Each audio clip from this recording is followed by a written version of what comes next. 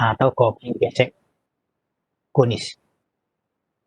Kemudian ada asumsi atau pendekatan, yaitu tekanan merata, dan ada juga pendekatan keausan merata. Jadi itulah pendekatan, tetapi dalam kenyataan tidak ada tekanan yang betul-betul merata untuk seluruh permukaan bidang kontak ini. Tidak ada. Demikian juga asumsi keausan merata, tidak ada. Jadi bisa nanti yang di satu tempat, katakanlah di bagian bawah, lebih cepat haus daripada di bagian atas. Kemarin ada 12 rumus. Ada 12 rumus ya. Jadi untuk kopling gesek rata dan kopling gesek konis. Ini saudara Samsul Rizal.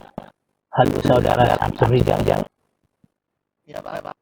Ya, kemarin untuk kopling gesek rata dan konis ada berapa rumus?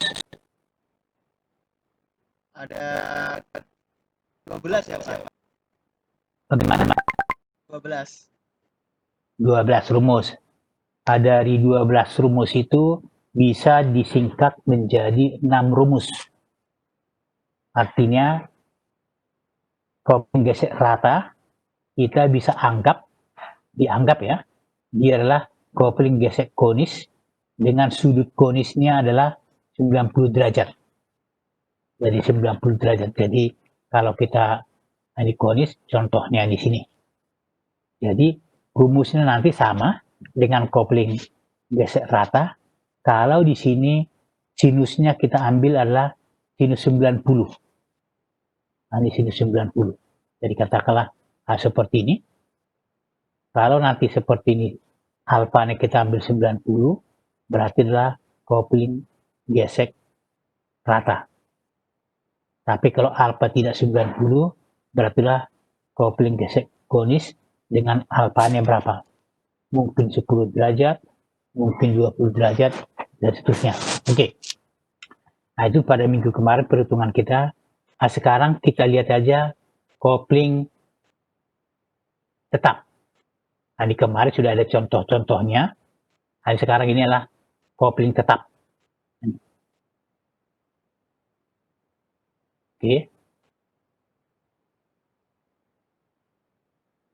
Nah, ini bisa melihat semua tayangannya. Bisa Pak. Bisa Pak. Ya, oke.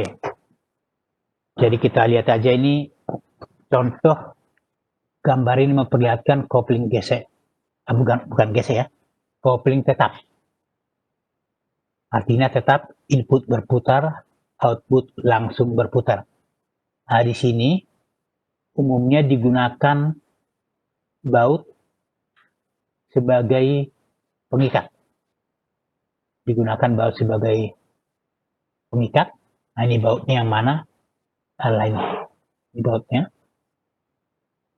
Kemudian kalau kita nanti melihat tenaga datang dari poros ini, kemudian diteruskan ke koplingnya mana lah ini koplingnya dengan peran-peran pasak. Nah, di sini ada pasaknya. Jadi ada pasaknya ini. Ada pasaknya. Sehingga nanti katakanlah kita mengatakan ini flange-nya berputar dan selanjutnya akan diteruskan ke flange sebelah kanan. Kalau dari sebelah kiri, ini ke sebelah kanan. Nah, kemudian dari flange sebelah kiri ke sebelah kanan, dia diteruskan lewat baut. Nah, jadi nanti apakah dia menggunakan pin atau menggunakan baut? Jadi kebanyakan dia menggunakan baut, nanti bisa dibongkar pasang. Oke. Jadi di sini kalau kita lihat DH inilah diameter dari lingkaran di mana baut terpasang. Jadi kalau kita lihat ini adalah jarak dari pusat katakanlah baut yang bawah sama baut yang atas. Jadi kemudian kalau kita ambil RH, dalam gambar yang RH ini, RH adalah radius posisi baut. Artinya melingkar ini ada sejumlah baut yang digunakan untuk mengikat lens. Jadi kalau kita lihat nanti, kalau tenaganya datang dari poros input, berapa? Katakanlah 100 horsepower ya. Kemudian nanti dia diteruskan lewat sejumlah baut. Bautnya berapa? Ya katakanlah kalau dalam gambar ini kita mengatakan bautnya ada 8 ya. Ini hanya contoh. Hanya contoh aja. Ada 8 baut, berarti nanti tiap baut meneruskan tenaga sebesar 100 dibagi dengan 8. Jadi 100 dibagi dengan 8. Nah, itulah tenaga yang dipindahkan oleh masing-masing baut. Dan nantinya yang kita hitung adalah ukuran daripada bautnya supaya dia aman. Jadi kalau ukuran daripada bautnya, kita sebelumnya sudah ada perhitungan tentang mur baut atau ulir skrup ya. Nah, kemudian katakanlah di sini kita ambil jumlah baut I, jumlahnya. Jadi kalau di sini kita melihat ada 8 baut, ya berarti nanti I-nya sama dengan 8. Oke. Nah, kemudian ini tiap baut dikatakan mendapat gaya F. Jadi kita katakan ini mendapat gaya F, di mana FH dibagi dengan I. Jadi kalau kita lihat ini, FH dibagi I apa ini? Jadi FH adalah gaya total. Jadi adalah gaya total, tapi karena tidak ada 8 baut, dia nanti dibagi 8. Kalau contoh tadi. Jadi FH ini kita bisa cari dari torsi yang dibangkitkan oleh poros. Jadi kita tahu bahwa gaya sama dengan torsi dibagi dengan radius ini. Jadi gaya dibagi radius. Atau ini kita bisa tuliskan adalah T dibagi dengan I kali RH.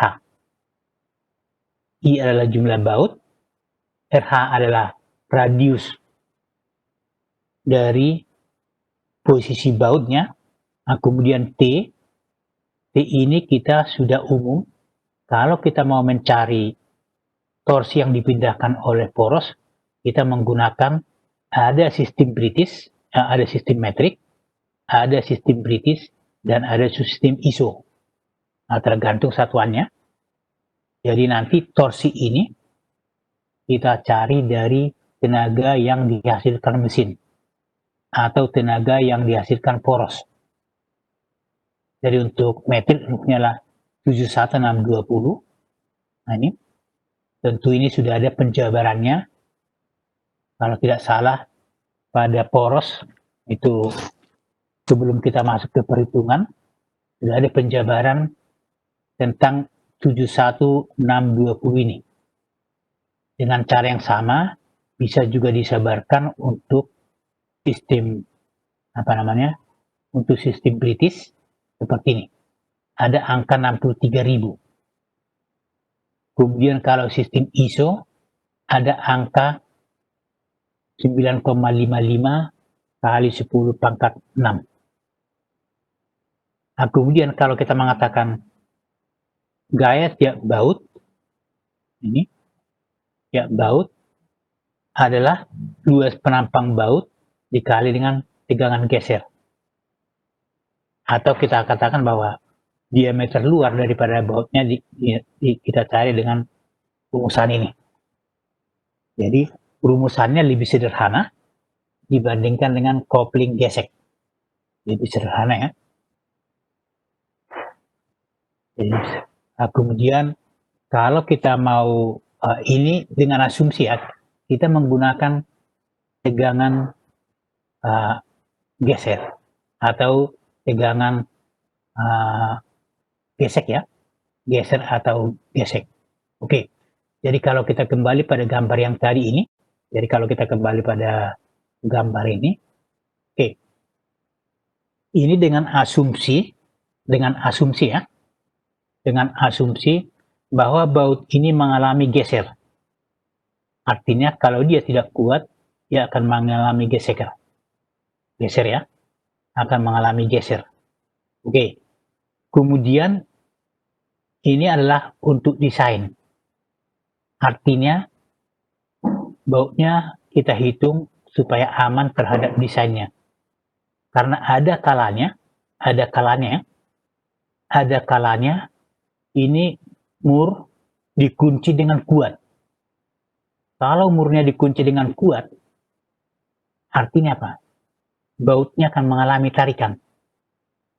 Misalkan, baut ini kita kunci dengan kuat, nanti yang kontak adalah flange-nya. Jadi kalau yang kontak, sehingga nanti tenaga akan diteruskan lewat flange kiri dan flange kanan pada bidang kontaknya. Jadi baut tidak lagi memindahkan tenaga secara geser, tapi baut dia mengalami tarikan. Jadi kapan dia mengalami tarikan, kapan dia mengalami geser atau ya shearing ya. Dan biasanya kalau kuncinya longgar, artinya mur ini dikunci kurang kencang atau katakanlah longgar. Harapannya baut masih cukup kuat sehingga kita tadi menghitung dengan geser ini.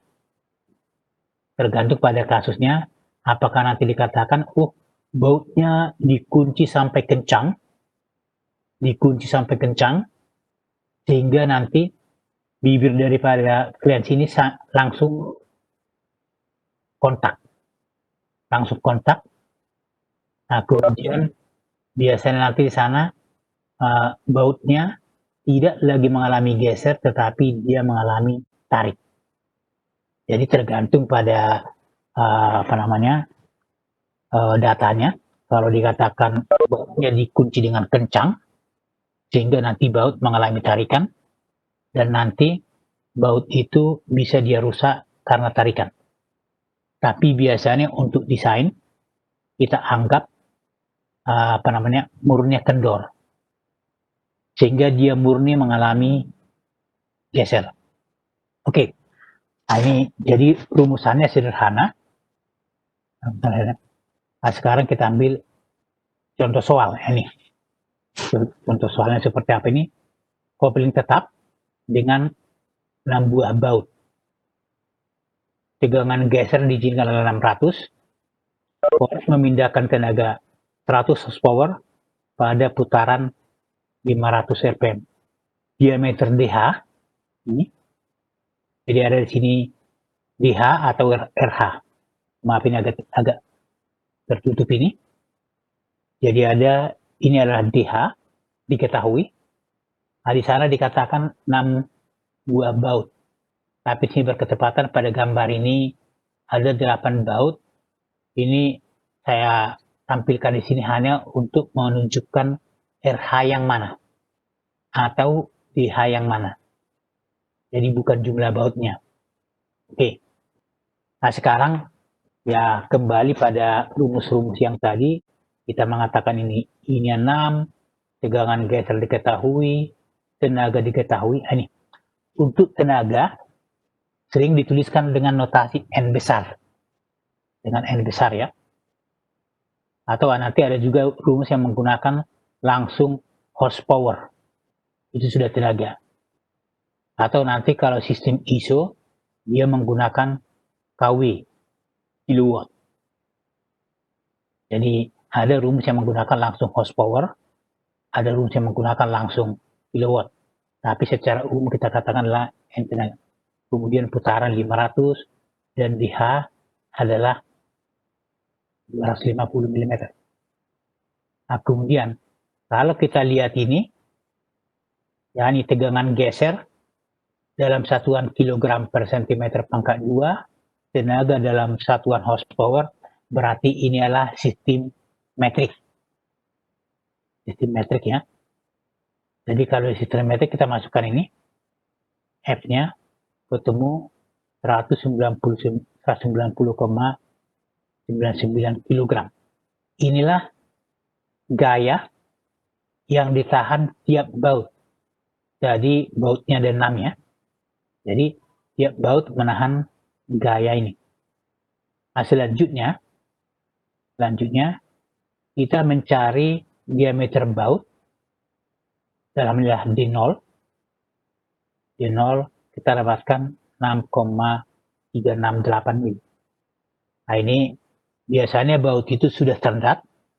Ada misalkan 6, ini 7, ada 8. Nah, ini saya kurang ingat apakah ada yang baut dengan ukuran 7 ya. Ya, ini hanya berdasarkan hitungan kita adalah 6,368. Atau ini kalau kita mengatakan 6,5. Tapi baut 6,5 itu tidak ada. Ya, ini juga kalau kita bulatkan menjadi 7 ya. Tapi ini menjadi pertanyaan apakah ada baut dengan diameter 7. Nah, perlu dicek ada tabel baut ya. Oke, ini contoh untuk perhitungan sistem metrik. Oke, selanjutnya contoh 4. Nah, ini dikatakan dia adalah ini ada 5 baut. Nah, kalau tadi 6, tegangan geser 4.500 PSI, tenaga 120 horsepower, putaran 300, dan DH diketahui. Dari soal ini, tekanan dalam satuan tegangan geser dalam satuan PSI, pound per inch kuadrat, berartilah satuan British. Adalah satuan British.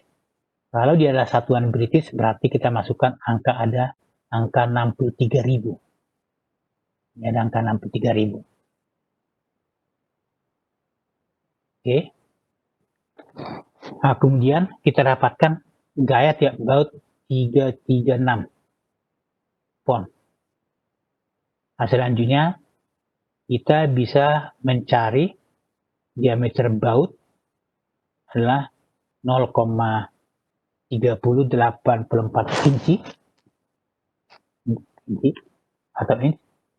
Nah, kemudian ini dibulatkan menjadi 0,3125 inci atau inilah 5/16. 5/16 ya. Nah, kemudian di sini kita menggunakan W. W itu apa? Adalah ulir Whitworth. Jadi kalau ulir Amerika atau British, mereka memberi simbol simbol W. Itu singkatan dari Whitworth. Artinya ulir Whitworth. Tapi kalau tadi sebelumnya di sini kita mengatakan M. Itu artinya metrik. Metrik dengan diameter 7 mm. Oke. Kemudian kalau di sini 5/16 maksudnya adalah 5/16 inci atau sama dengan 0,3125 inci ya. Oke. Itulah cara mencari diameter baut yang digunakan. Oke. Kemudian contoh 5. Nah, ini soalnya mirip-mirip sebenarnya sama dengan tadi, hanya sistem satuan yang beda. Ada sistem satuan yang beda. Jadi kalau kita mengatakan di sini 4 ini. Nah, ini jangan dilihat pada gambar ini ya. Katanya 4 tapi kok di gambar ada 8. Ini hanya menunjukkan DH itu yang mana. Ya, yang mana ya. Jadi sini ada 4. Kemudian tegangan geser diizinkan. Nah, ini. Satuannya MPa atau Pascal per meter pangkat 2. Berarti adalah sistem ISO. Adalah sistem ISO. Oke. tentukan diameter baut yang digunakan. Nah, ini karena satuan adalah satuan ISO, ya kita menggunakan rumus ISO di sini. Oke, rumus ISO. Dan kemudian kalau tegangan geser ini, jadi kalau tegangan geser pada sistem ISO satuannya adalah Newton per milimeter pangkat 2. Newton per milimeter pangkat 2 atau 1 Newton per milimeter pangkat 2 sama dengan 1 megapascal. Kemudian tenaga, ini disebutkan adalah, tapi nanti dalam rumus ini kita masukkan adalah kilowatt. Jadi sudah ada pasangannya. Kalau tenaga satuannya kilowatt, nah nanti tegangan geser satuannya Newton per milimeter kuadrat. Kemudian panjang atau radius satuannya nanti adalah dalam milimeter. Sementara force atau gaya satuannya adalah Newton. Jadi sudah ada pasangan-pasangannya. Nah, nanti kalau misalkan kita menggunakan kalau tenaganya W, nah ini ya nanti kita menggunakan panjang adalah dalam satuan meter. Jadi sudah di dalam catatan elemen mesin sudah ada. Oke. Nah, kemudian kita mendapatkan diameter luar daripada baut hanyalah 7,8385 mm. Ini kita bulatkan menjadi 8. Nah, ini. Kemudian ini adalah M8. Jadi kalau sistem ISO, dia masih menggunakan M. M itulah metric. Jadi diambil dari, ya karena ISO itu adalah rumusan yang menyusul. Jadi sebelumnya ada metrik dan British, tetapi ISO ini yang menyusul kemudian. Jadi kalau ukuran baut, dia menggunakan M, artinya metrik. Oke, itulah cara mencari ukuran baut. Jadi di sini, jadi kalau kita lihat kembali pada kopling tadi, kembali ke sini. Jadi ukuran daripada kopling ini sudah standar.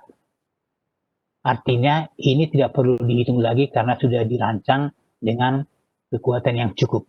Dan biasanya yang dihitung adalah ini, masalah pasak. Karena pasak itu ukurannya kecil. Kemudian juga di sini masalah baut.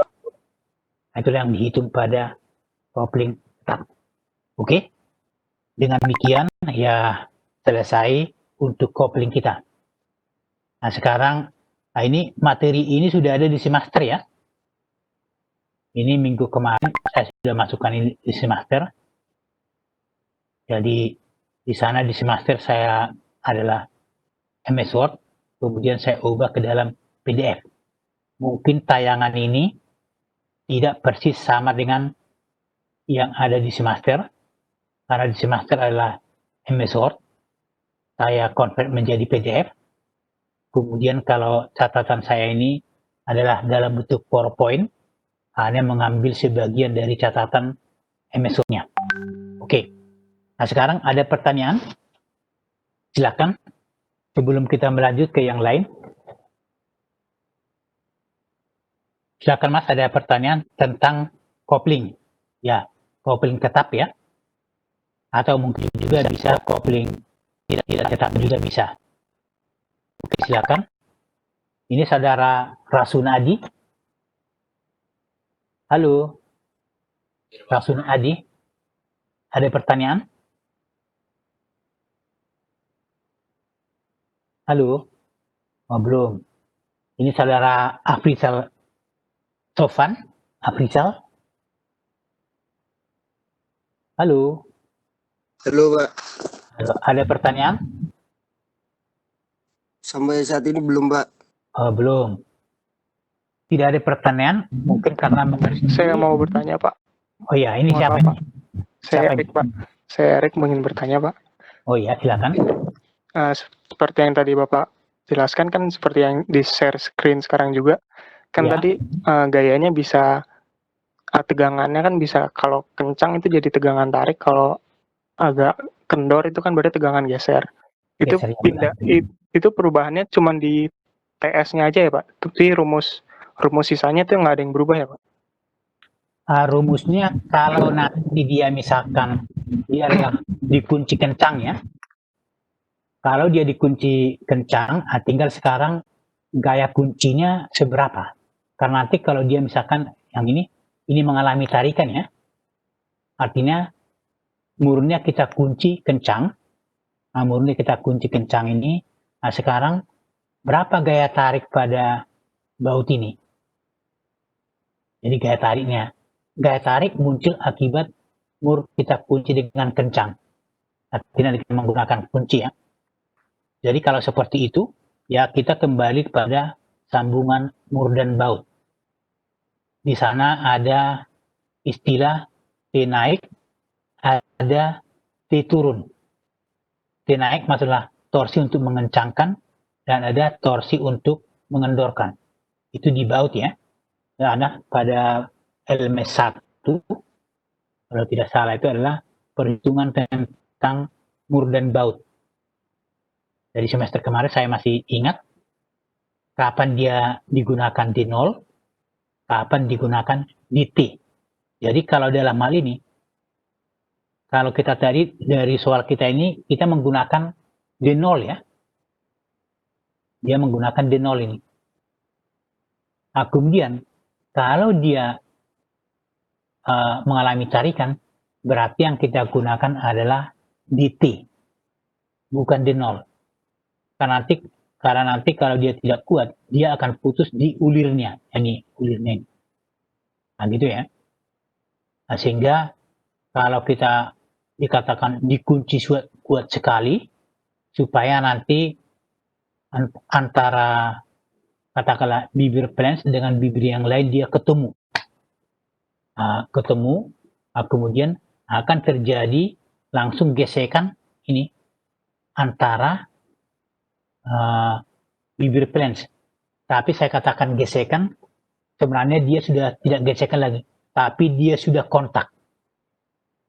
Jadi kalau bergesekan berarti kan ada yang cepat, ada yang lambat. Tapi ini karena baut kita kunci dengan kencang, ini langsung ini kontak ini. Langsung kontak. Oke, itu. Jadi kalau dikatakan dengan dikunci, tapi dalam kenyataan baut ini selain dia mengalami geser, juga mengalami tarik. Tapi artinya kalau bautnya dikunci ya, pasti. Tapi yang kita gunakan di sini adalah untuk desain.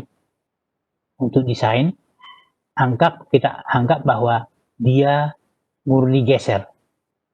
Karena kita tahu bahwa geser suatu material, dia akan lebih lemah daripada tarik. Jadi kita sudah punya rumus Treska bahwa tegangan geser ini adalah sama dengan sigma yielding dibagi 2. Yielding itu terhadap tarikan. Jadi artinya kalau batang kuat terhadap tarik, belum tentu kuat terhadap geser.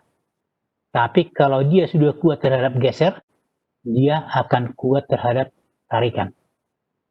Inilah rumus daripada Treska.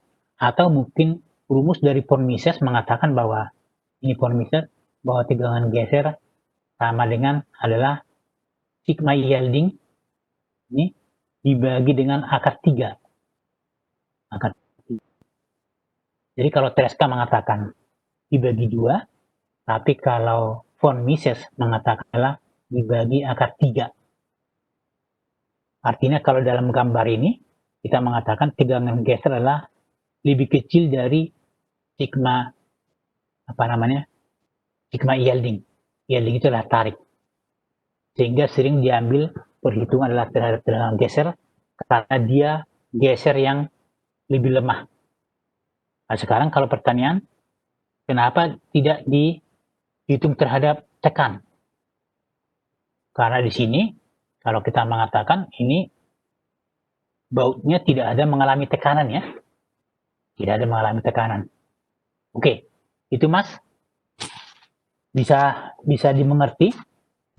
Jadi kalau dia murni tarik, ya kembali pada tadi kita menguncinya, katakanlah kita menggunakan kunci pas, ya berapa beban yang kita berikan pada ujung kuncinya. Jadi kalau misalkan ada kunci seperti ini ada kunci kemudian ke sana, nah, ini kuncinya, nah, seperti ini. Nah, sekarang di sini kita kasih berapa ini?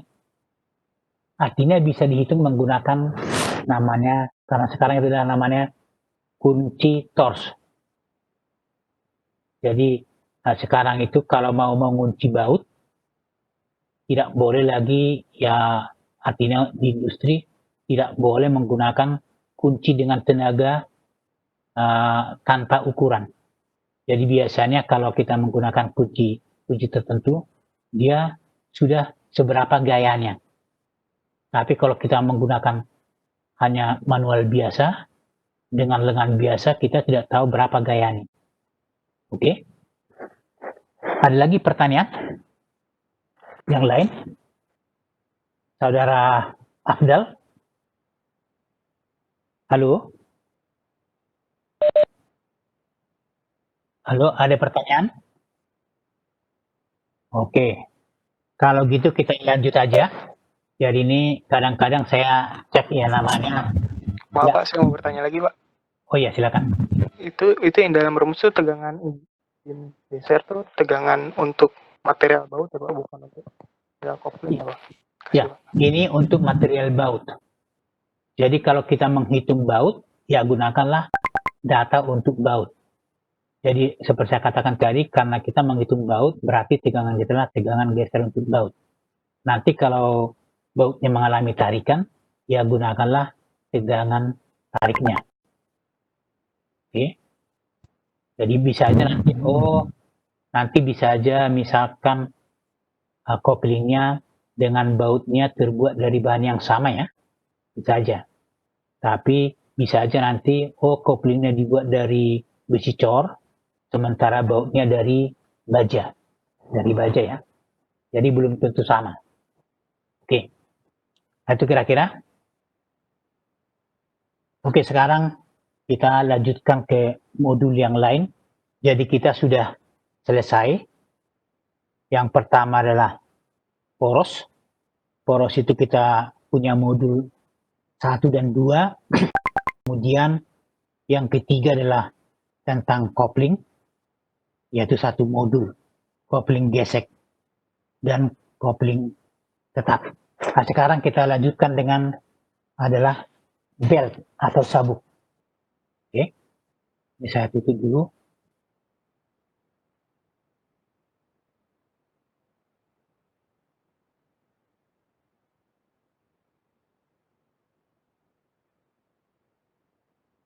Oke.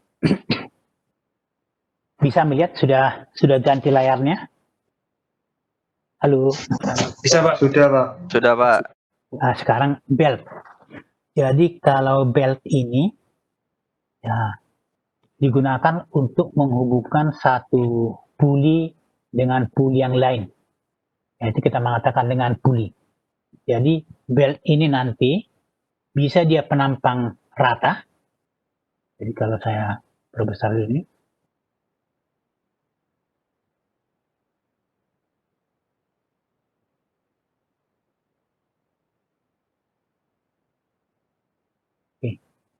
jadi belt ini sebenarnya penampangnya banyak sekali penampangnya. Nanti bisa dia belt rata seperti ini, ya segi 4, ini ya seperti ini ke belakang, ya ke belakang seperti ini, atau bisa dengan bentuk V. bentuk V ini. Yang bentuk V pun banyak jenisnya. Ada yang A, B, C, D, E. Dengan ukuran sudah standar. Jadi nanti apakah dia sabuk rata seperti ini, atau sabuk bentuk V, ukurannya sudah standar. Kalau panjang ke belakang, terserah kita. Itu tidak standar. Tapi kalau penampangnya ini yang A, katakanlah tinggi bagian atas setengah inci, dan yang bawah, tinggi ke bawah ini adalah 5/16 inci. Ya, berketepatan di sini sistemnya adalah sistem inci. Jadi masih banyak, ya seperempat yang masih sistem British ya, inci. Tapi dulu udah sepakat kita satuan internasional. Tapi ternyata dalam prakteknya ya masih banyak menggunakan sistem Amerika. Jadi katakanlah kalau kita membeli pipa saja, membeli peralon ya, peralon aja masih menggunakan inci ya. Kita mengatakan, oh saya mau beli peralon yang setengah inci atau 3 berapa inci dan seterusnya. Nah, kemudian bentuk V masih ada lagi dengan bentuk 3V, 5V, dan 8V. Ini ada seperti ini. Ini nanti ya ada skalanya. Untuk penggeraknya kita menggunakan tidak hanya satu belt. Jadi kalau saudara perhatikan pada industri atau pada mesin ada kalanya belt itu akan lebih dari satu. Artinya apa? Tergantung tenaga yang dipindahkan. Jadi kalau tenaga yang dipindahkan besar, biasanya ukuran belt ini diambil yang besar. Tapi kalau tenaganya makin besar lagi, katakanlah dia bentuk V, nanti lebih besar dari sini tidak ada lagi. Sehingga untuk tenaga yang besar, ya dikatakan nanti bentuk V-nya misalkan ada 3 atau 4 bahkan 5. Jadi nanti dia dipasang berjejer. Katakanlah ini pertama, kemudian kedua, ketiga, keempat, dan kelima belakang. Artinya kalau dia mau memindahkan tenaga. Nah, kemudian yang paling banyak digunakan untuk memindah tenaga, ini untuk memindah tenaga ya, adalah sabuk bentuk V. Bentuk V. Kemudian di sini nanti karena sabuk ini ada gesekan ya, ada gesekan. Jadi nanti kalau kita mengatakan kalau dia adalah bentuk V, nanti bidang kontaknya lebih luas ini. Jadi katakanlah ini adalah puli ini, sampai kemari pulinya, tentu ada alurnya. Nah, nanti kontak dari mana? Adalah kontak di bagian ini, kemudian juga kontak di sini, dan kontak di bagian sini. Sehingga luas bidang kontak menjadi lebih panjang dibandingkan dengan kalau dia adalah plat, bentuk plat seperti ini, datar. Sehingga sering dipilih adalah bentuk V supaya nanti tidak gampang slip. Tidak gampang slip ya. Oke, itu sekedar contoh. Nah, kemudian ini dari bahan-bahannya. Coba nanti saudara baca di mana namanya, di modulnya ya, ada di sana. Jadi kita tidak banyak membahas masalah teorinya ini, karena dasarnya pada LMS 2 ini kita telah mengarah ke hitungan-hitungan. Nah, sekarang kita lihat aja nih. Jadi ini ada belt seperti gambar ini. Ada 2 buah puli, ya katakanlah ini puli 1 dan puli 2. Atau mungkin kalau dikatakan ibarat roda 1 dan roda 2. Nah, ini, tapi lebih umum dikatakan dengan puli. Nah, kemudian kalau kita lihat ada tulisan open belt, dialah seperti gambar di atas, sedangkan ada corrosive belt. Nah, seperti ini. Corrosive belt. Oke.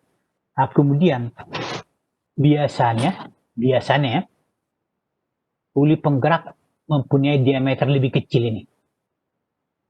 Jadi katakanlah uli 1 sebagai penggerak, kemudian uli 2 yang digerakkan ini. Jadi umumnya uli yang digerakkan mempunyai diameter lebih besar. Kemudian kalau dia berputar, artinya di sini bahwa sabuk ini dia harus kencang ya. Dia harus kencang. Tapi seberapa kencang ada batasannya. Jangan terlalu kencang. Kalau dia terlalu kencang nanti malah poros ini dengan poros ini dipaksa untuk saling mendekat.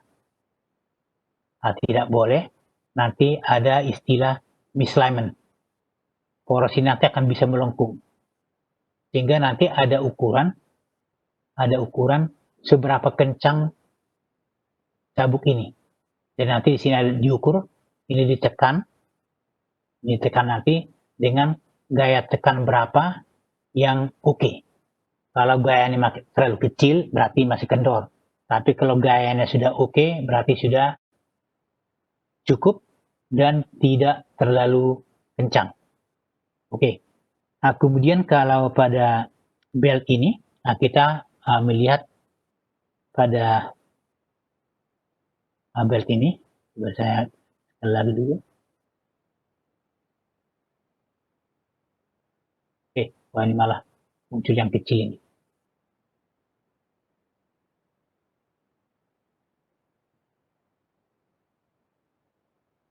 Oke. Nah, di sini ada istilah sisi kencang, sisi kendor. Jadi ini ada sisi kencang, ada sisi kendor. Artinya kalau belt itu berputar, nanti ada bagian yang kencang dan ada bagian yang kendor. Kendor dalam artian gayanya lebih kecil. Mana sisi kencang, mana sisi kendor, kita melihat putaran daripada penggeraknya. Jadi kalau seperti pada gambar ini, putarannya katakanlah ini berlawanan dengan putaran jarum jam, berarti sisi kencang adalah yang atas. Sementara yang di bawah adalah sisi kendor. Nah, sisi kendor ya. Kemudian kalau putaran dibalik, di bawah menjadi sisi kencang dan di atas menjadi sisi kendor. Pada gambar kita di sini kita mengatakan F1 sisi kencang dan F2 adalah sisi kendor. Jadi digambarkan F1 tanda panah ini lebih panjang dibandingkan dengan F2. Jadi itu. Kemudian di sini ya sama dengan secara umum ini perbandingan diameter atau putaran berbanding terbalik. Jadi di 1 dibandingkan dengan D2, itulah diameter daripada sama dengan N2 banding N1. Atau bisa kita katakan bahwa N2 adalah N1 kali D1 per D2. Oke. Itulah untuk open belt. Nah, sekarang ada yang cross belt. Jadi pada dasarnya mirip, ada penggerak, ada yang digerakkan dengan diameter lebih besar. Yang mana sisi kendor, mana sisi kencang. Nah, kita lihat ini arah putaran daripada input ini. Jadi inilah sisi kencang, sementara yang di atas adalah sisi kendor. Oke. Oke.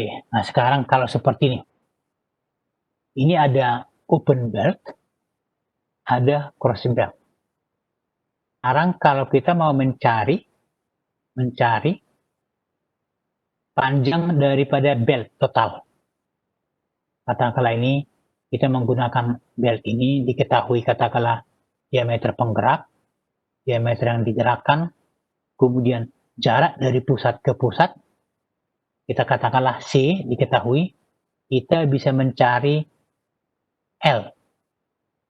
L itulah panjang total dari belt yang digunakan. Artinya kita kalau mau beli belt nantinya, kalau kita mau masang sendiri, kita mau sambung sendiri, inilah panjang setelah dia terpasang. Tentu sebelum terpasang dia lebih panjang lagi ya, karena mungkin ada yang perlu dipotong untuk menyambungnya. Oke, jadi panjangnya lah ini. Kemudian kalau di sini kita mengatakan, nah ini ada sudut theta. Sudut theta adalah disebut dengan sudut kontak. Sudut kontak antara belt dan puli. Biasanya yang kita gunakan adalah penggeraknya atau puli yang kecil. Nah, kemudian di sana ada alfa. Alfa itu yang mana ini? Nah, ini alfanya. Yang sekarang kita lihat dulu sudut kontaknya mana. Aduh, ini hampir habis ini. Bentar. Nah, sekarang sudut kontaknya yang mana? Adalah theta ini. Jadi kalau kita lihatin dari sini sampai kemari. Artinya kontak antara belt dengan puli. Kemudian kalau kita melihat pada puli yang besar, sudut kontaknya mana? Adalah ini. Dari sini sampai ke, wah ini, tentunya sampai ke sini nih. Tapi tidak digambarkan lagi. Sehingga kalau pada puli yang kecil, sudut kontaknya lebih kecil dari 180 derajat, sedangkan puli yang besar, sudut kontaknya lebih besar dari 180 derajat. Nah, di sini kita mengatakan bahwa sudut theta sama dengan pi. Pi adalah 180 derajat dikurangi dengan 2 alfa. Atau kita bisa hitung dengan menggunakan rumusan ini. Bisa kita gunakan rumusan ini. Oke. Nah, kemudian kalau kita di sini ada ini F1, ada F2, F1, F2. F2 itulah F1 adalah sisi kencang dan F2 adalah sisi kendor. Kemudian di sini ada F0, ada F0. Tanda panahnya ini digambarkan sama. F0 itulah gaya sentrifugal. Jadi kalau pulinya berputar, nanti belt ini akan ada gaya yang melempar dia keluar. Namanya gaya sentrifugal. Ini juga ada ini. Gaya sentrifugal. Sehingga nanti setiap belt berputar, ada gaya sentrifugal. Semakin besar putaran, semakin besar gaya sentrifugalnya. Jadi karena itulah, jadi kalau kita nanti di sini F0, tapi ada nanti yang mengatakan FC, gaya sentrifugal ya. FC ini ada, FC ya, bukan FC, ini sama dengan adalah W dikali dengan kecepatan. Dikali kecepatan ini kali dibagi dengan G, percepatan gravitasi. Ini adalah berat daripada beltnya, berat belt untuk satuan panjang, sedangkan V adalah kecepatan. Nah, sehingga nanti kita, kalau pada perhitungan belt ini, ada yang kita katakan dengan, apa namanya, gaya sentrifugal.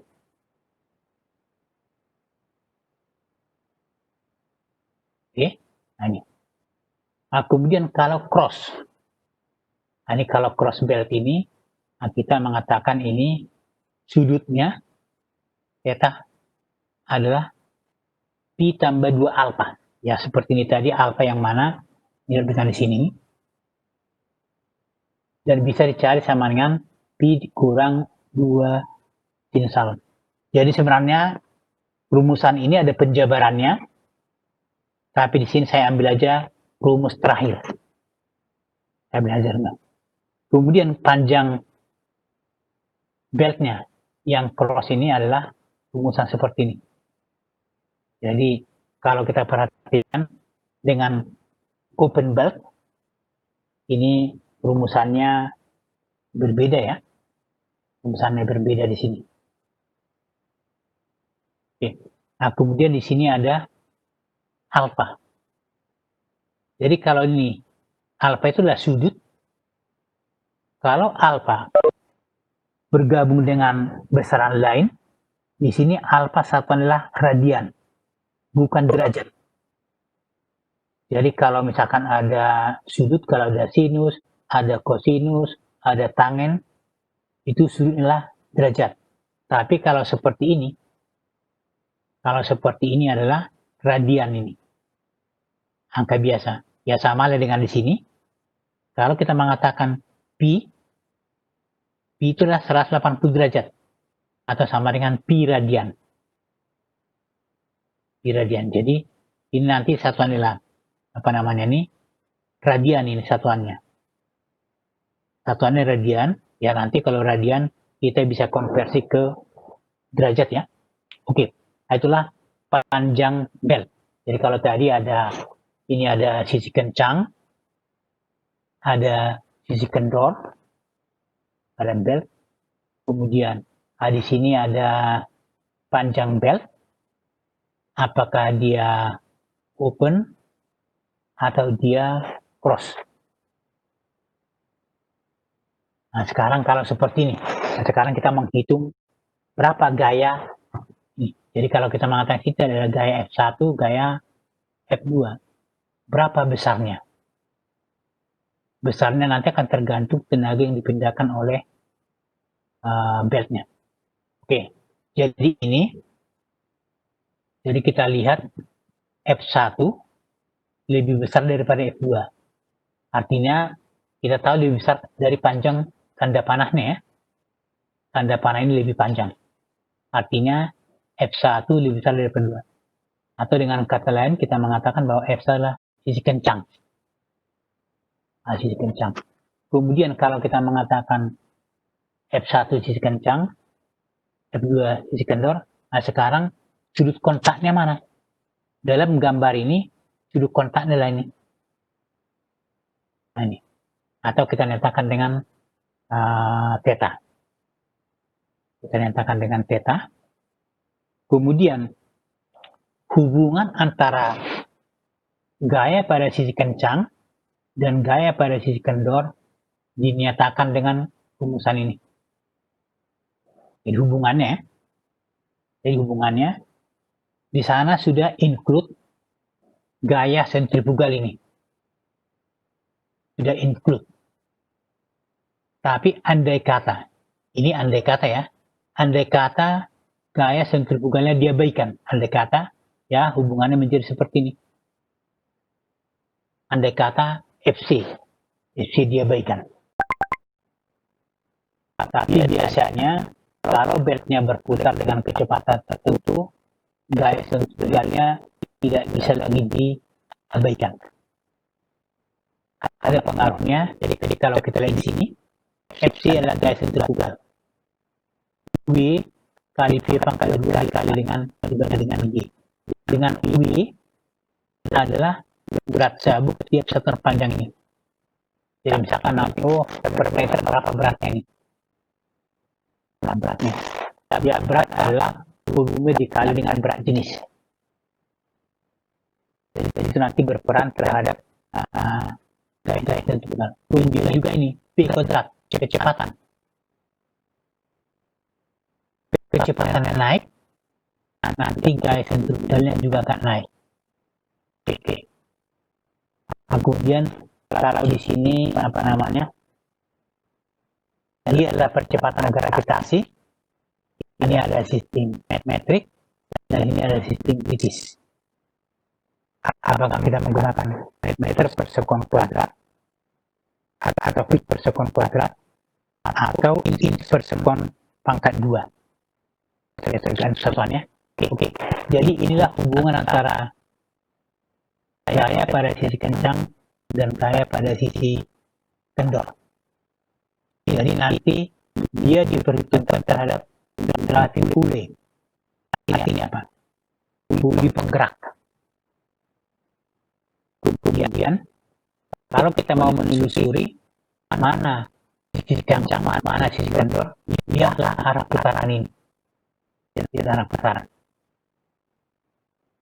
Jadi kalau seperti ini, yang sebelah kanan adalah sisi kencang, langkah sebelah sisi kendor. Oke, itulah mencari gaya pada sisi kencang, pada sisi kendor.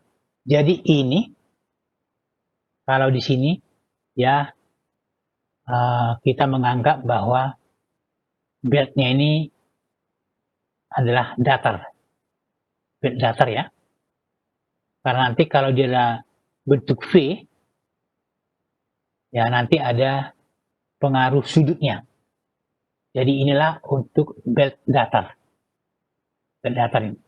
Oke. Nah, ini contoh. Contoh satu ini apa nih? Jadi kita sudah lihat ini ada sisi kencang, sisi kendor, kemudian sudut kontak, ada panjang belt. Nah, sekarang ada perbandingan antara gaya pada sisi kencang dan sisi kendor.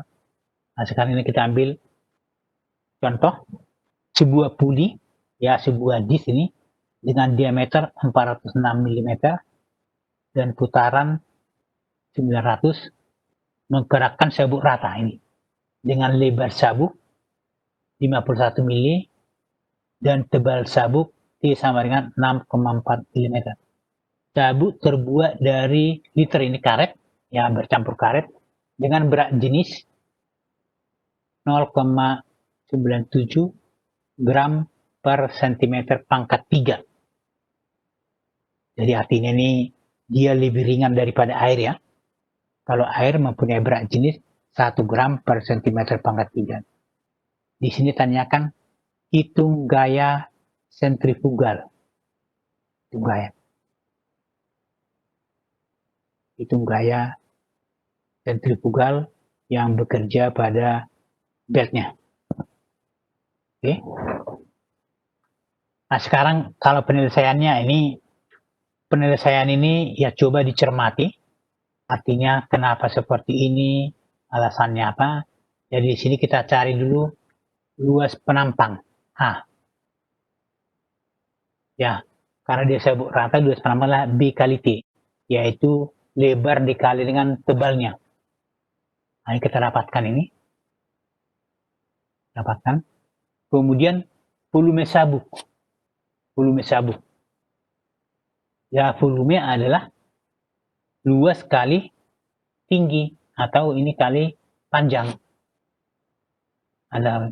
Tapi karena dikatakan untuk 1 cm panjang, nah ini V kali 1 sama dengan adalah 3,24 cm kubik per cm. Artinya apa? Volume ini adalah 3,264 cm kubik untuk panjang dari belt itu 1 cm. Nah sekarang beratnya adalah berat jenis dikali dengan volume. Berat jenisnya diketahui, sedangkan volumenya diketahui, kita dapatkan ini. Nah, sehingga W adalah berat daripada sabuk per satuan panjang. Apakah nanti panjangnya 1 meter, atau 1 desimeter, atau 1 cm. Itulah panjang daripada beratnya. Kemudian kecepatan. Nah ini kecepatan, kalau kita mau mencari kecepatan adalah PDN per 60. Nah ini, D adalah diameter, N adalah putaran. Nah ini kenapa muncul angka 60 adalah mengubah RPM per detik. Karena biasanya putaran adalah RPM, tetapi kita ubah per detik. Round, kalau tadi adalah round per menit, kita ubah per detik, ialah dibagi 60. Kita dapatkan ini. Oke. Kemudian gaya sentrifugal sudah ada rumusnya. Nah, tinggal kita masukkan adalah 11,8138 kg. Nah, ini cukup besar, tetapi ini dengan kecepatan 900 rpm. Nanti kalau putarannya turun, ya gaya sentrifugalnya akan menjadi lebih kecil. Jadi, ini kita masukkan karena CGS cm ini adalah 981. Yang kita masukkan adalah dalam satuan ini adalah, kalau gitulah, meter per sekon pangkat 2. Meter per sekon. Tapi kalau kita ubah cm per sekon pangkat 2 menjadi 981. Oke, nah itu segera mencari gaya sentrifugal. Nah, tenaga. Lalu mau minum sebentar dulu nih.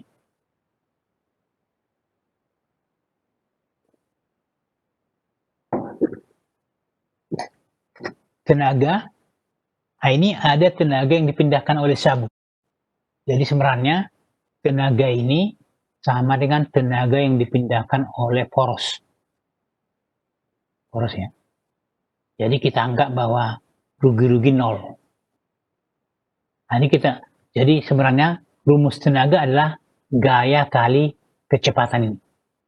Jadi yang di atas namanya tenaga adalah gaya kali kecepatan. Atau kalau kita torsi adalah gaya kali jarak. Jadi kalau tenaga adalah gaya kali kecepatan. Nah, kemudian di sini angka 75 adalah angka konversi.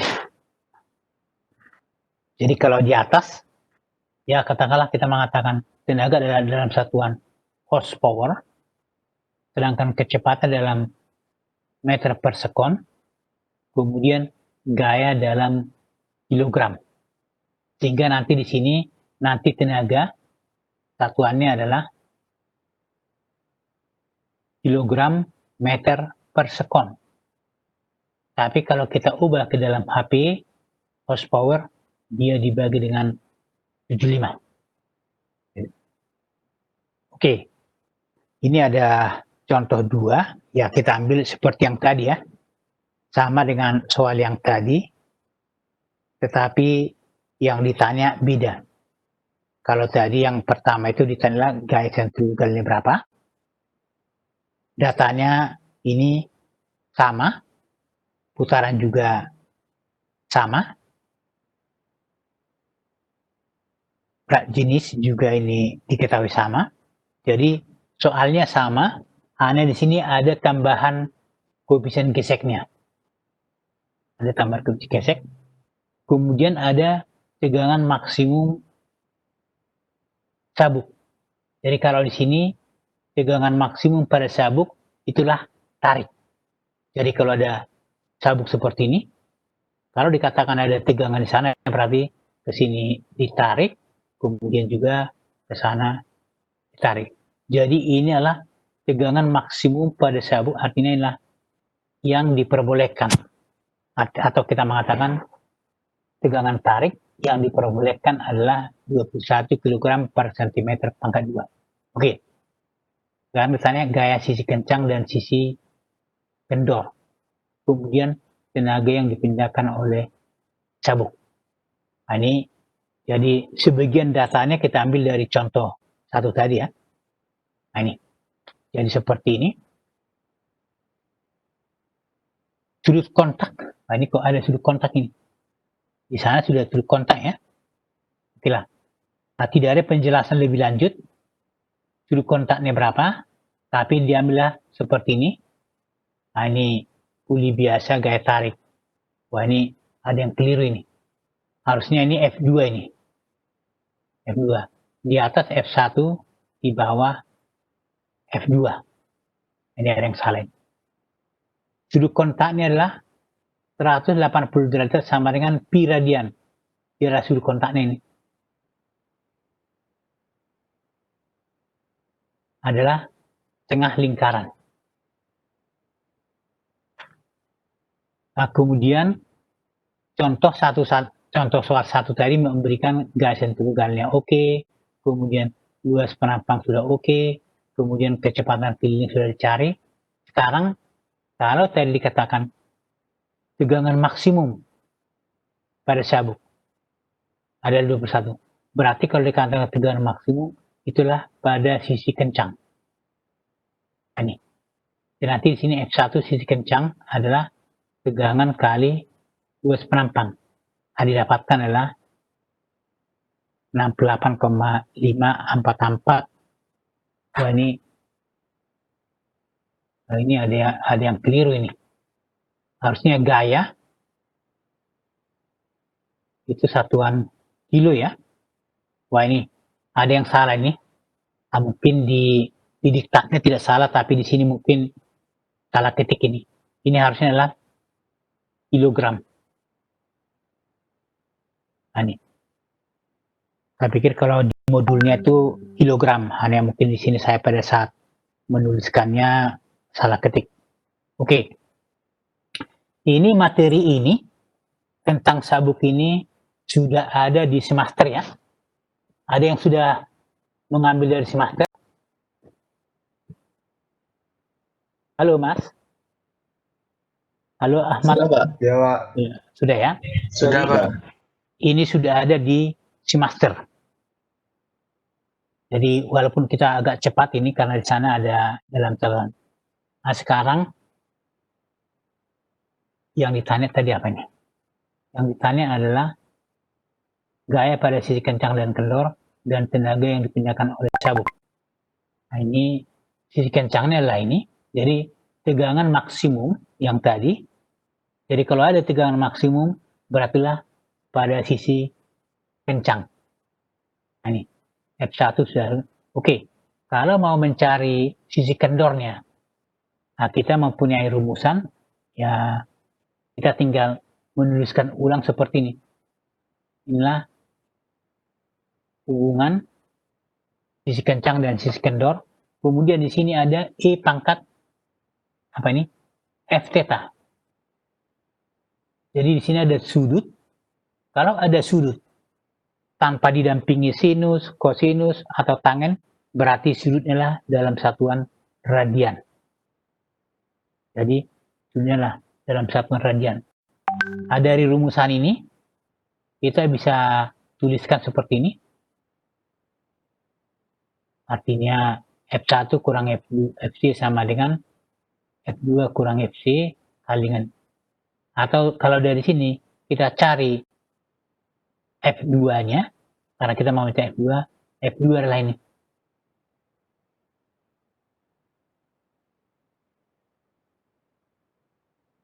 Ya. Setelah F2-nya, kemudian nantinya, kalau kita mau masukkan ke dalam rumus, ini. Nah, kita masukkan aja ini. Nah, yang perlu diingat di sini ada E pangkat F theta, F adalah koefisien gesek, sedangkan theta adalah sudut kontak. Tapi dimasukkan dalam satuan radian. Jangan derajat ya, radian. Radian. Nah, kemudian kita masukkan, ini angkanya lah 33,92 kg. Jadi tadi kalau sisi kencangnya ini, kemudian sisi kendor adalah 33,92. Itulah sisi kencang dan sisi kendor. Sekarang tenaga yang dipindahkan sabuk. Jadi di awal tadi kita sudah mempunyai kecepatan ini. Ini kita ubah ke dalam meter per sekon. Karena nanti dalam rumus menggunakan meter per sekon. Nah, rumusannya tenaga adalah ini. Sama dengan 8,833.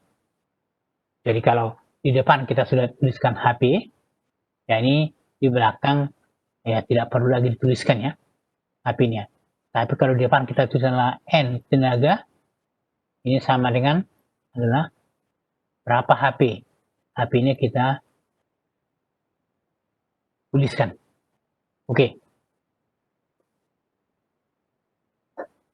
Itu adalah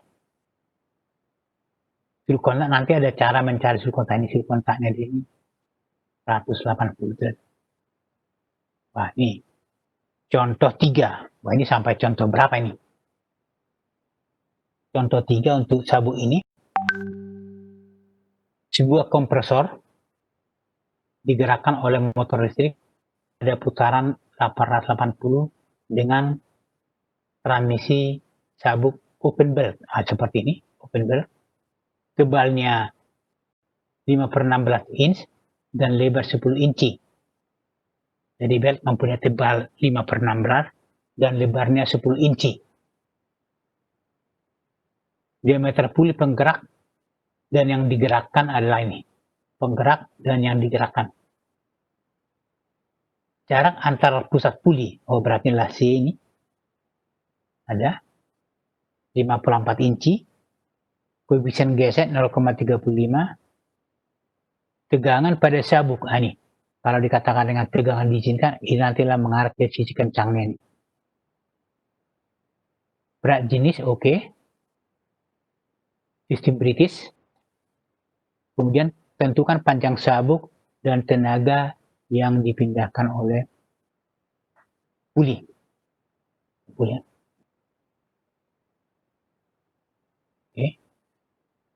Nah, ini data-datanya yang sudah diketahui. Nah, tinggal sekarang kita gambarkan seperti ini. Berdasarkan gambar ini, artinya ini dicari dulu sudut kontaknya berapa. Sudut kontak adalah ini. Rumusannya ada. Sama dengan 136,523. Ini kita konversi ke radian. Kenapa dikonversi ke radian? Karena nanti untuk kita mau memasukkan ke dalam rumus, dia harus dalam satuan radian. Oke, ini. Yang tanya, oke, sekarang ini panjang sabuk. Wah, ini kita tinggal melihat aja rumus open belt ya. Ini rumus open belt.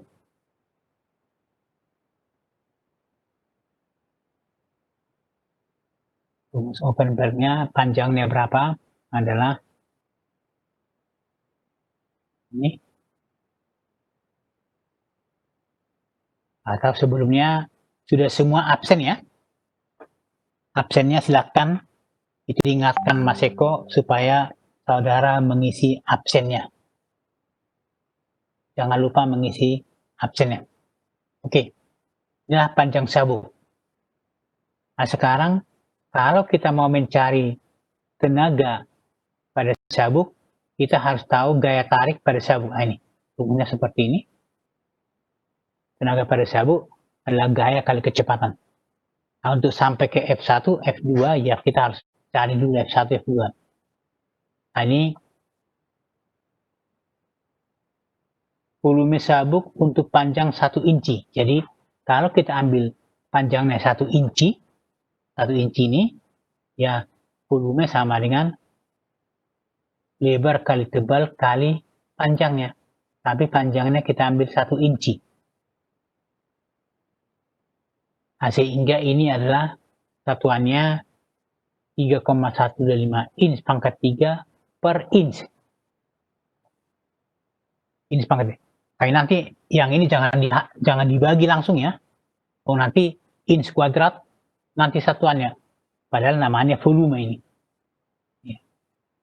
Oke, kemudian berat sabuk adalah berat jenis dikali dengan volume sama dengan 0,10 pound per inch. Jadi kalau dalam rumusan kita mencari gaya sentrifugal, ini nantinya U ini satuannya adalah satuan gaya atau satuan berat per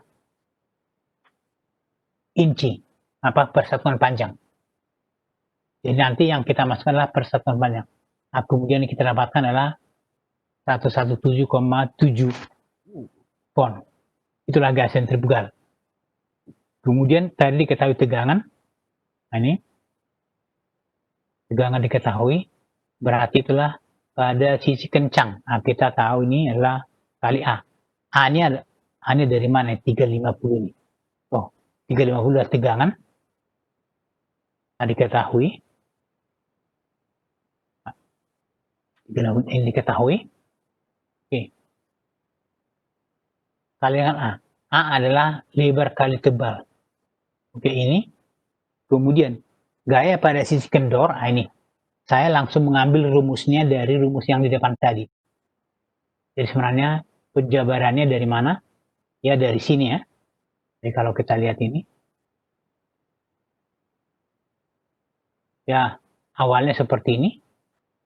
Sehingga kita bisa jabarkan menjadi keluarlah F2. Rumusnya seperti itu. Nah, di sini saya hanya mengambil rumusnya.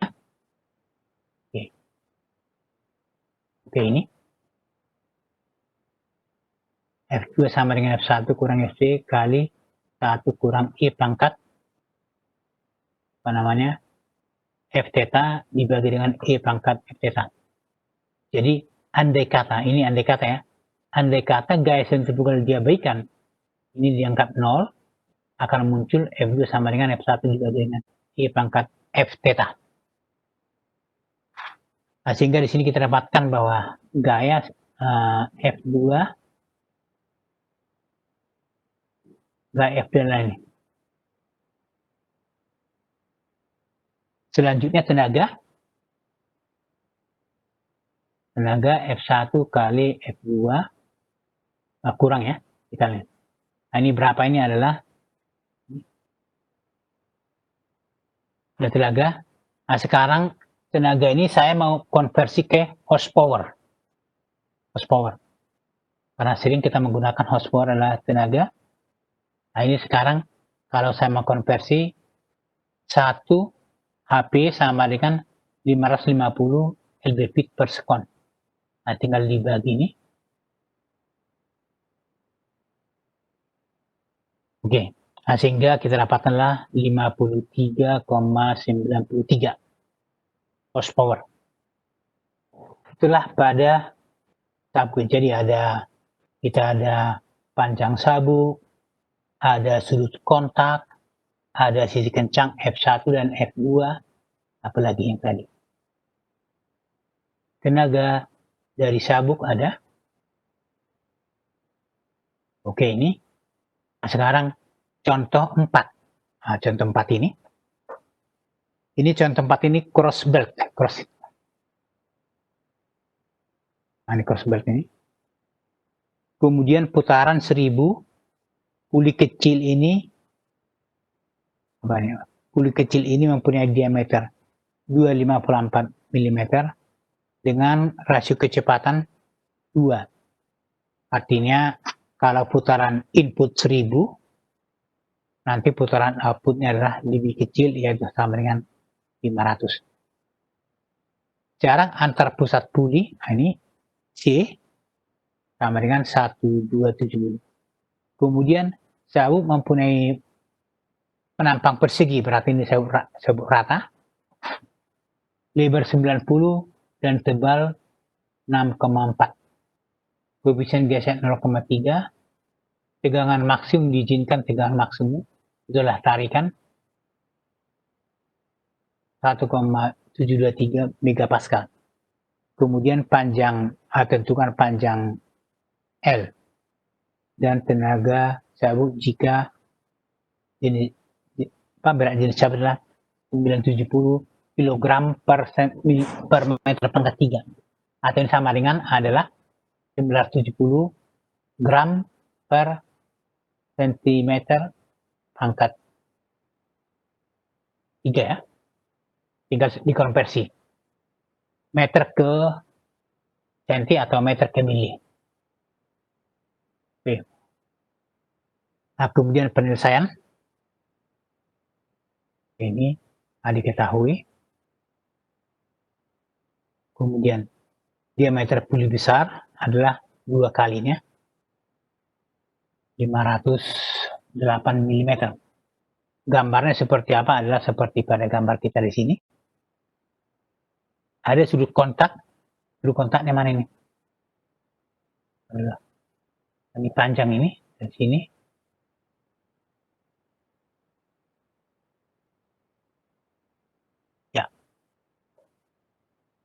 sudut kontaknya, berarti nanti adalah 180 ditambah dengan 2 alfa. Itu sudut kontak. Oke, nah ini cari dulu sudut kontaknya dengan rumusan yang sudah ada. Oke, kita menemukan ini. Kita konversi ke radian, karena nanti rumusnya adalah ke radian. Kemudian alfanya adalah, ya, untuk apa alfa ini digunakan? Karena nanti untuk menghitung panjang sabuk ada besaran alfa.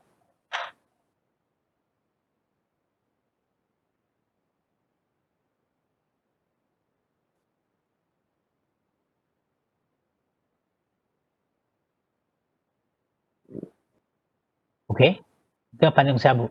Nah sekarang yang tarik lagi adalah tenaga.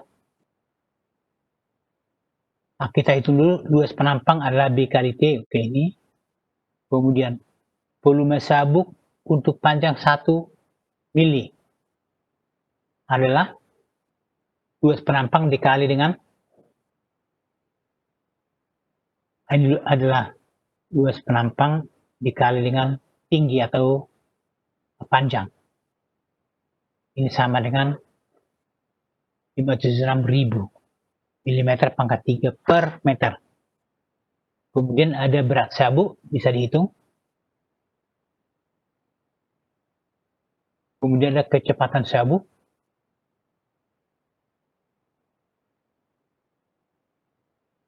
Kemudian gaya tarik pada sisi kencang dan sisi kendor. Nah, di sana tegangan diketahui ini. Tegangan. Nah, ini gaya tarik pada sisi 1 kita bisa hitung dengan rumusan ini sama dengan 733,28 Newton. Itulah sisi kencang. Kemudian sisi kendor. Belum sisi kendor. Gaya sentrifugal dulu. Gaya sentrifugal adalah V pangkat 2 dibagi dengan G. W-nya berapa? Kita sudah tanya tadi. W-nya yang mana ini? Berat sabuk ini. Ialah kilogram per meter, tapi nanti bisa dikonversi.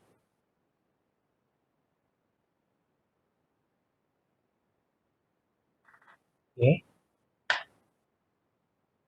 Nah, kita dapatkan inilah 10,0632 kg atau sama dengan 98,72 dalam satuan Newton. Kemudian gaya pada sisi kendor, ini tinggal saya ambil dari rumus yang di depan tadi. Nah, dia adalah 304,77 apa namanya? Newton. Oke. Nah, kemudian tenaga. Tenaga. Ada rumusnya, oke. Ini berketepatan, ini tadi sistem satuan adalah apa namanya ini? Apa namanya? ISO ya. Nah, ini satuan ISO. Satuan ISO. Nah, sehingga kita gunakan dalam, nah ini F1 kali ini V. Nah, ini satuannya adalah Newton meter per sekon. Nah, nanti Newton meter per sekon itu sama dengan adalah apa namanya? Watt. Jadi 1 Newton meter per sekon sama dengan 1 watt. Atau ini kalau kita ganti menjadi kilowatt, 5,696 kilowatt. Nah, itulah cara-cara perhitungan ya panjang belt, kemudian tenaga yang dipindahkan oleh belt, kemudian sudut kontak antara belt dengan puli. Oke. Nah, sekarang atau sebelumnya ada pertanyaan, silahkan dulu sebelum kita lanjut. Sebentar ya, saya ngambil minum dulu.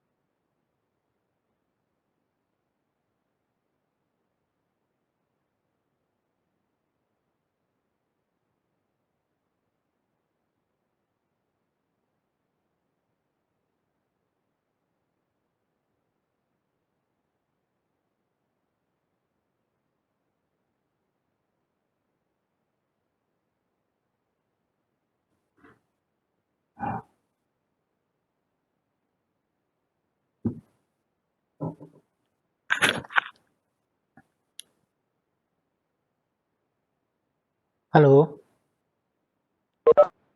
Ada pertanyaan sampai di sini? Izin bertanya, Pak. Oke, silakan. Untuk aplikasi dari Crossbuild itu dalam kondisi seperti apa, Pak, mengharuskan menggunakan konfigurasi dari Crossbuild? Terima kasih, Pak. Jadi, kalau itu biasanya kalau kita mengatakan kalau kita lihat yang open ya, yang open itu bisa dikatakan kita lihat putarannya searah. Jadi kalau kita lihat seperti ini, nah ini, mana tadi? Ya katakanlah seperti ini. Jadi kalau misalkan ada katakanlah ini penggeraknya dua mesin, nah ini yang digerakkan juga putarannya sama-sama seperti ini. Ya katakanlah sama-sama putar kanan. Tapi kalau kita menggunakan cross belt, ini misalkan ini putarannya katakanlah katakanlah mengikuti berlawanan dengan putaran jalan jam, dan ini coba kita lihat ini putarannya sama tidak? Nah ini berputar Sama, Pak. kembali.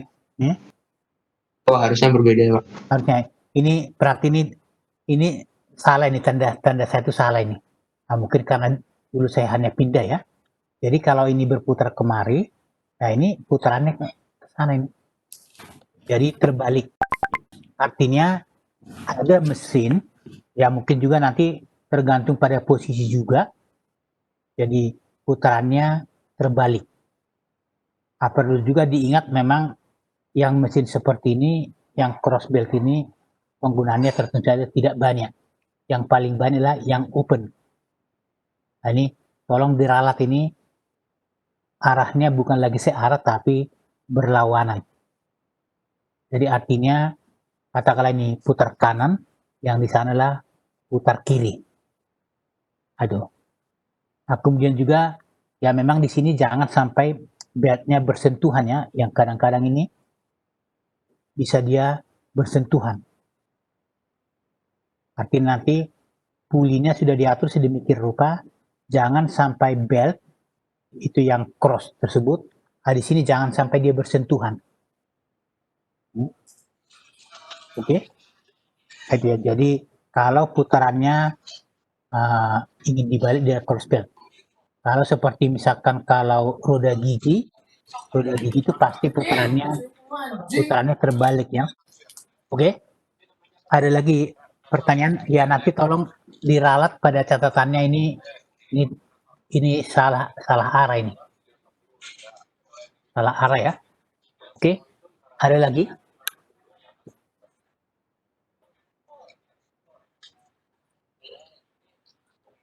Oke. Jadi kalau teorinya di sana sudah ada, dan di elemen satu juga ada teori tentang belt ini. Oke. Kalau tidak ada kita lanjut lagi. Ini yang tadi. Atau ada lagi pertanyaan, silakan. Sebelum kita lanjut.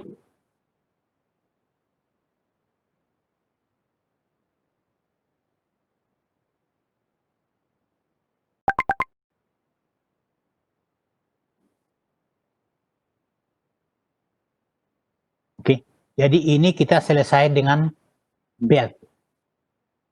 Kemarin ya tadi kita selesai dengan kopling ya.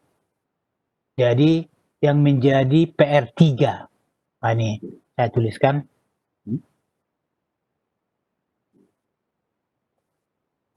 Oh belum, ternyata ini belum selesai nih. Ya kita lanjutkan, ternyata belum ini. Sabuk bentuk V ini. Jadi kalau yang tadi kita mengatakan sabuknya rata seperti ini. Rata ke belakang. Kemudian kalau dia bentuk V, di sini ada sudut beta. Atau mungkin ini kita katakan apa ini? Sudut kemiringannya ya, atau sudut V-nya. Atau sudut V, Nah, sehingga nanti di sana kita menggunakan bentuk rumusnya sama dengan yang tadi bentuknya ya. Di sini hanya tambah sinus beta. Atau kalau di lebar rata ini betanya adalah 90 derajat. 90 derajat ya. Karena sin 90 sama dengan 1. Oke, jadi kita menggunakan rumusan ini. Kalau gaya sentrifugal diabaikan, rumusannya menjadi seperti ini. Tenaga tetap sama. Kemudian yang berbeda di mana? Ya, nanti yang berbeda adalah masalah perbandingan F1 dengan F2-nya. Kalau panjang belt rumusnya sama dengan belt rata. Jadi ada L sama, kemudian cara mencari sudut theta juga sama. Nah, sudut theta juga sama, cara mencarinya, dan rumusnya juga sama. Nah, di sini yang berbeda adalah di sini ada tambahan sinus beta. Ada sinus beta. Kemudian kalau tenaga nanti tergantung daripada F1 dan F2. F1 dan F2. Oke, jadi ini rumusan. Jadi nanti mau mencari panjang belt, mau mencari sudut kontak, kemudian mencari tenaga, rumusannya sama. Hanya saja kalau mau mencari F1 dengan F2 agak berbeda, atau ini ada tambahan sinus sinus beta. Ada tambahan sinus beta. Oke? Ada pertanyaan lagi sampai di sini?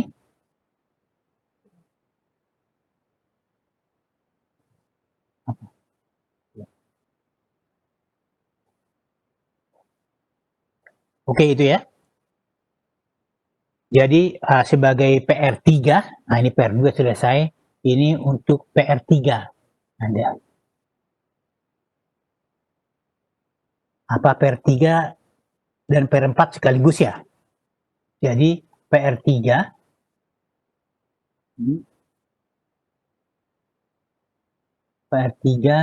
adalah dari kopling. Jadi di sana pada modulnya ada soal 5 soal ya. 5 soal. Nah, itu menjadi PR3. Nanti PR4 ada lagi, tapi ini aja dulu. PR3 untuk minggu depannya. Berarti nanti sampai PR berapa nih? Mungkin sampai PR5 ya. Oke. Nah, itu PR-nya. Nah, sekarang ini kalau mau lanjut lagi masih ada masih ada rem dan sabuk. Nah, ini rem sabuk dan rem blok. Kemudian masih ada lagi pegas ya. Masih ada lagi pegas. Oke, ini aja sebagai latihan. Sebagai latihan kita ambil soal pada ini PR-nya ini ya, diingat ini untuk minggu depan. Oke, saya ambil soal dari modul tadi.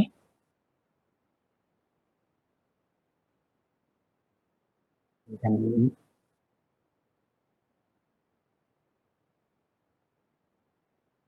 modulnya.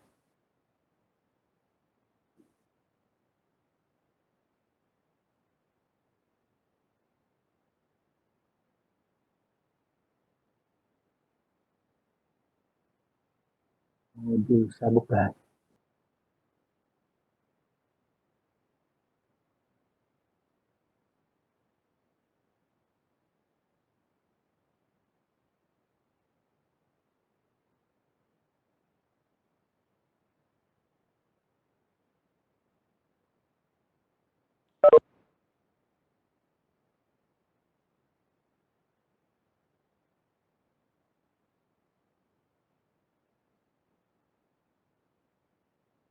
Oke, Nah, ini sebagai latihan, saya ambil dari modulnya. Ini untuk sabut ini. Jadi, kita coba yang ini. Coba setiap orang mengerjakan dulu.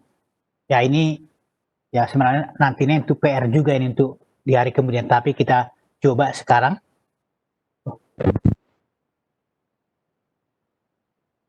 Halo? Maaf Pak, tidak Iya. muncul di layar Pak. Belum kelihatan Pak layarnya. Oh, belum muncul ya? Wah, ini kok ada gangguan ini.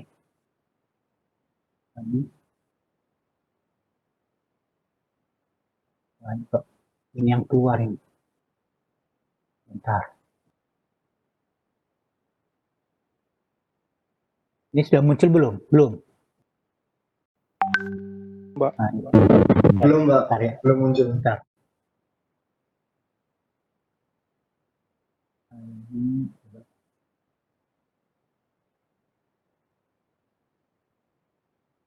Oke, kalian sudah muncul?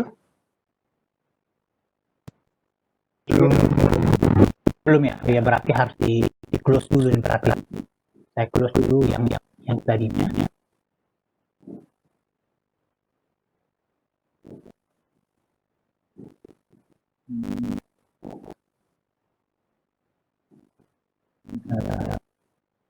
Coba.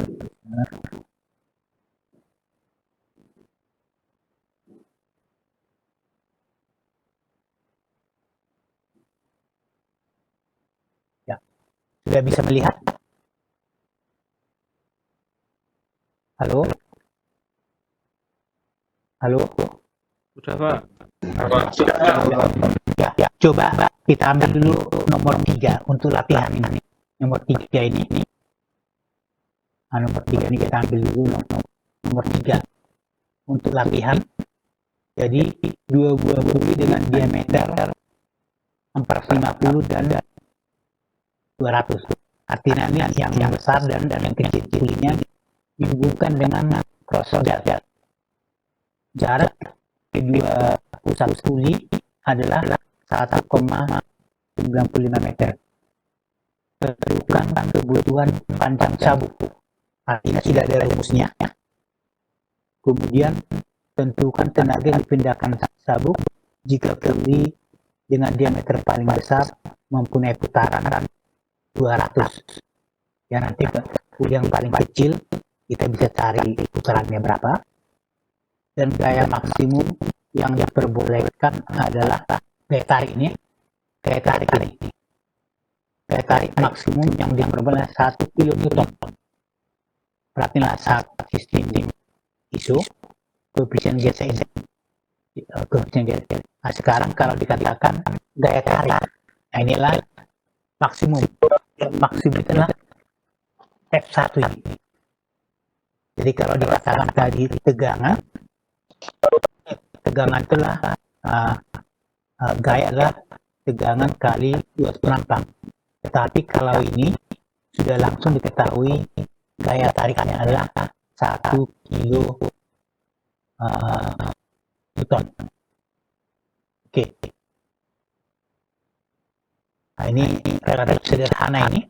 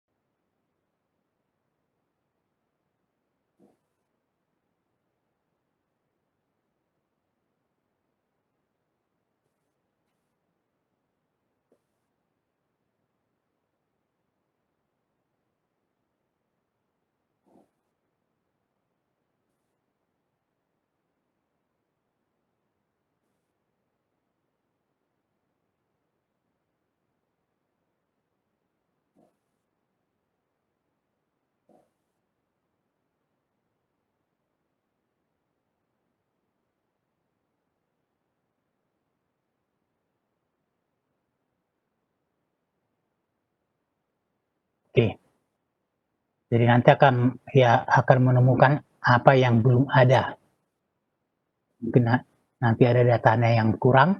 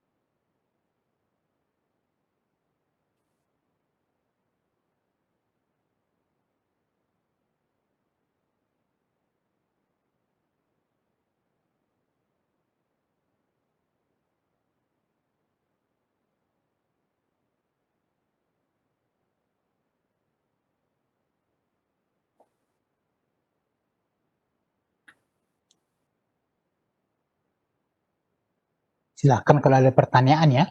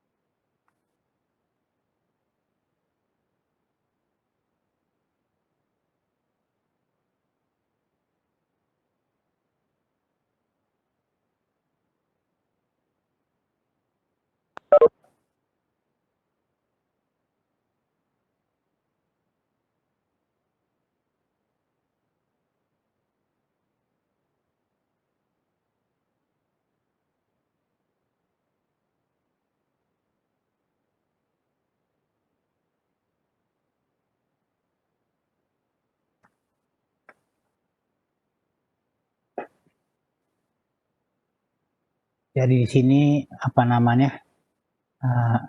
uli kecil digunakan sebagai penggerak ya. Uli kecilnya digunakan sebagai penggerak.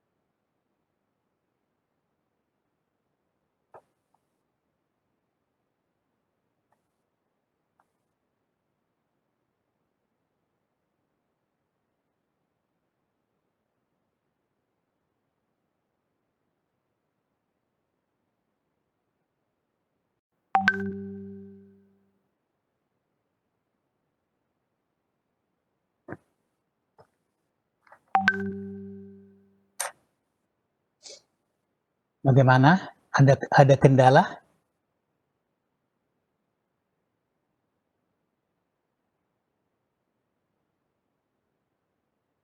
Halo saudara Antonius Ganteng? Saudara Antonius Ganteng? Ya. Halo Pak. Halo ya. Ada apa? Ini kok suara saya kok. Ini bergetar ini. Ada pertanyaan? Belum, Pak.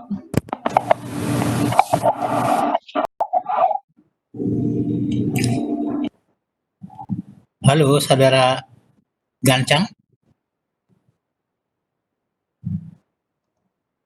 Iya, Pak. Ada pertanyaan? Untuk saat ini belum, Pak. Oh iya ya. Silakan.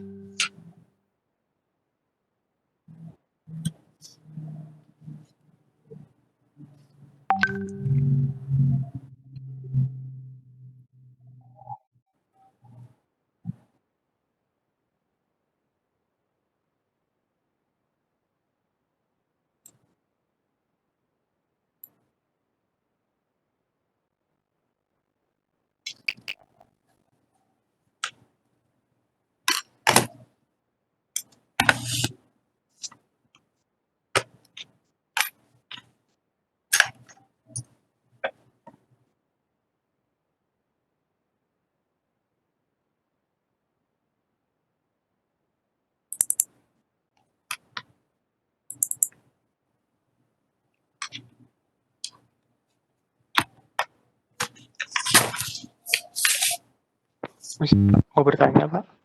Oke, silakan. Nomor 3 itu nggak ada dimensi penampakannya, Pak ya? Jadi kalau di sini kalau tidak ada data lengkap, berarti seperti ini gaya sentrifugalnya diabaikan. Jadi kalau nomor 3 di sini kan tidak diketahui lebarnya berapa, tebalnya berapa, kemudian apa lagi? Ada tebal, ada berat. Katakanlah berat puli berapa, tidak atau berat jenisnya. Dalam hal ini gaya sentrifugal diabaikan. Jadi kalau tidak ada tanya, gaya sentrifugalnya diabaikan. Tahu maksudnya ya? Halo? Iya, dicoba dulu, Pak. Ya. Jadi FC-nya dianggap 0, FC-nya. Gaya sentrifugal. Pak. Ya.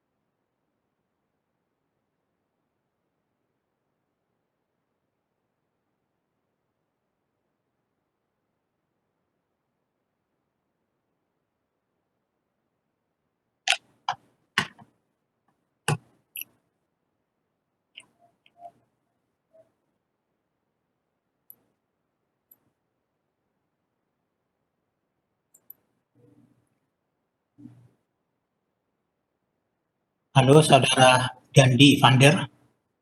Ya Pak, Pak boleh izin bertanya Pak? Oh ya, boleh silakan.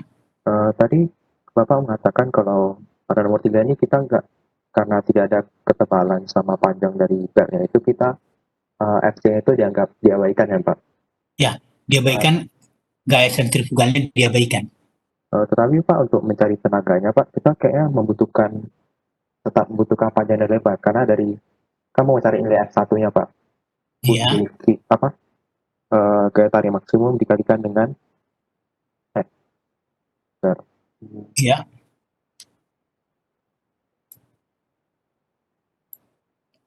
Memang ya ini soalnya lebih sederhana karena kita tidak perlu mencari gaya sentrifugal.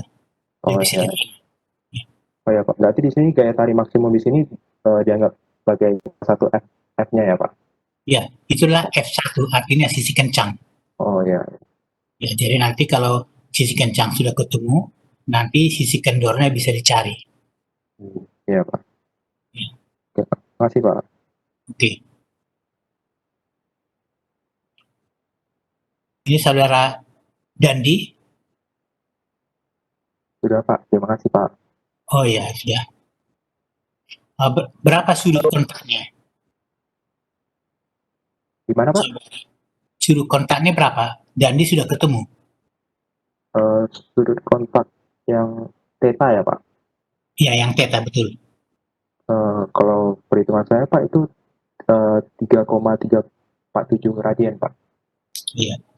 Jadi atau dia adalah 199,1920 derajat ya, atau sama dengan 3,4748 radian.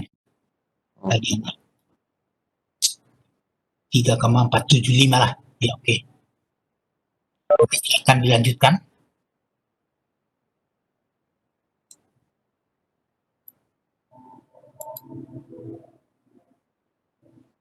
Kemudian saudara Diaska.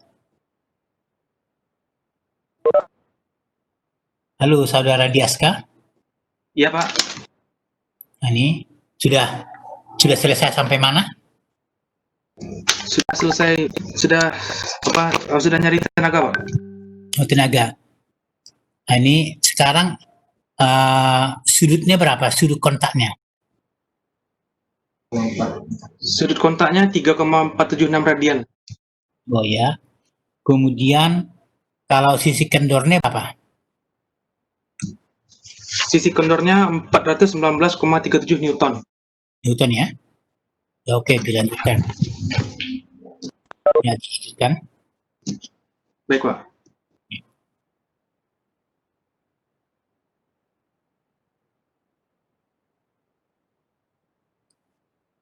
Kemudian saudara Elsafa.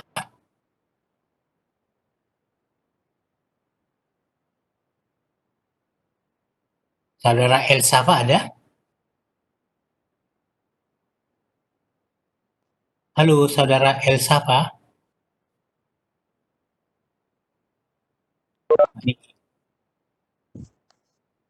Halo, saudara Elsafa. Ya Pak, saya sendiri. Ya. Sudah sampai mana? Saya sudah menghitung untuk tenaganya Pak. Sudut kontaknya berapa?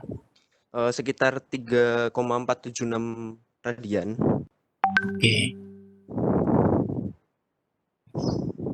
Kemudian kalau jarak sabuknya berapa? Panjang sabuknya berapa? Untuk panjang sabuknya sekitar 4,975 meter. 4,975 meter. Iya Pak.